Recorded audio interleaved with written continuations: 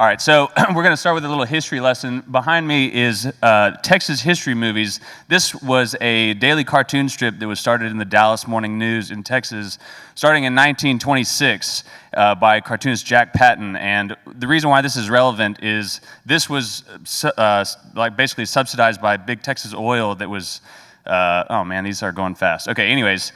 So Gilbert, my uncle, grows up in the 50s, or he was born in 1940, grows up in the 50s reading these EC comic books, which are full of, horror titles and thrilling titles, which are really all of the artists, their own way of dealing with the trauma of World War II. And so they were, expressing it through their art. One of those artists is a guy named Harvey Kurtzman, who, along with magazine publisher Bill Gaines, creates Mad Magazine, which is a seminal, influence on all of the underground artists. They have like a pre-Mad and post-Mad mentality, and Gilbert was no different. I mean, when he saw Mad Magazine, he could see that you could, criticize and say things that normally you couldn't say in public.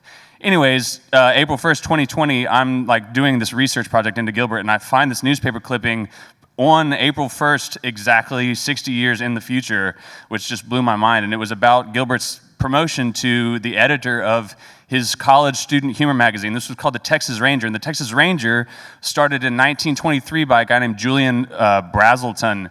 And basically what it was is a student-run publication that gave students an avenue to publish their thoughts and, creativity and writing that, for us is hard to imagine with social media, but for them, that was their platform. And so the Rangeroos, as they called themselves, were the post kind of at the end of the beatnik era, but before the kind of the wild and craziness of the 60s. They were, creating all of this artwork and drawing and writing all these articles that were, critical and satires of culture back then when that was just not what you did. Anyways, Gilbert graduates from college and heads up to New York because that's what you do if you want to make it in publishing. And some of his friends at the Texas Ranger kind of hook him up to this job working at Speed and Custom magazine for Magnum Publications. And this was basically just kind of a rip-off publication of what was coming out of the West Coast by Peterson Publications, which that's a whole other,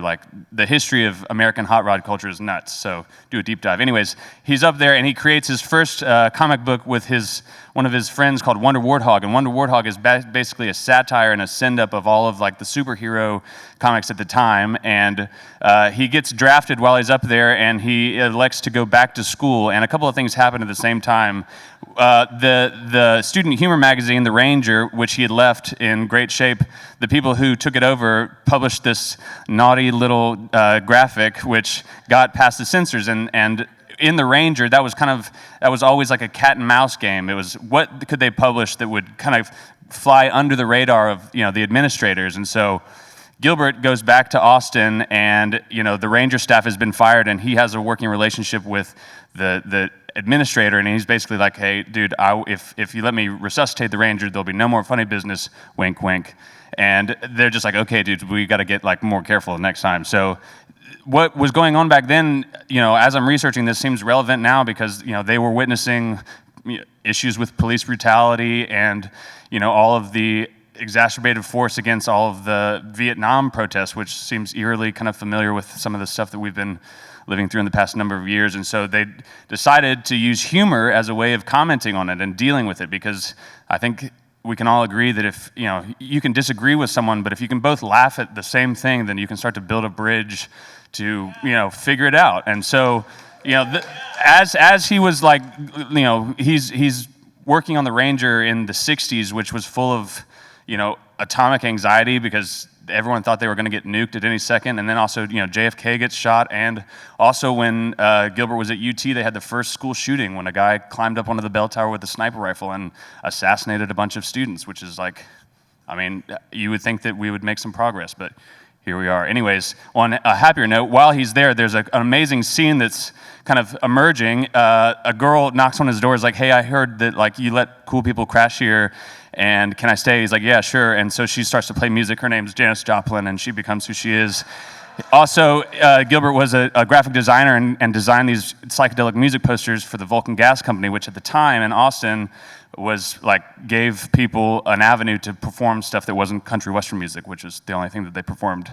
Also, at the same time, in and amongst the cool people in Austin, the underground press truly starts in earnest. And what I mean by underground press is comics that are self-published and self-produced and self-distributed. And so Jack Jackson and Frank Stack, two of Gilbert's friends through the Ranger, create these two comics, God Knows and The Adventures of Jesus, which are, as you can imagine, satirical and offensive.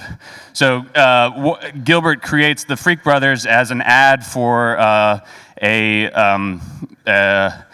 documentary that he and his friends made called Texas Hippies March on the Capitol, which, again, after January 6th, you're like, whoa, what's going on?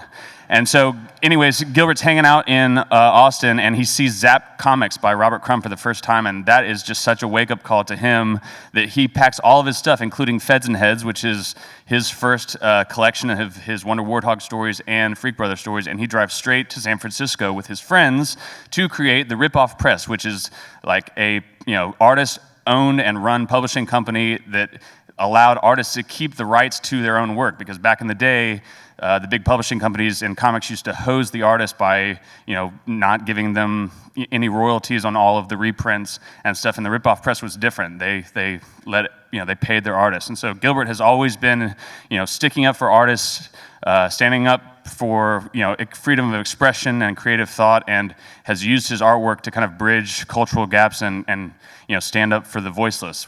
One of the coolest things is just to see how his work has kind of rippled through culture. And in my research, I found that there's an Italian sports team that has adopted the Freak Brothers as their mascots. The anonymous French street artist named Invader is a huge fan of his. They make a split-second cameo on The Simpsons. And I just heard from Tommy Chong that all of Cheech and Chong was basically inspired by the Freak Brothers. So that's my talk.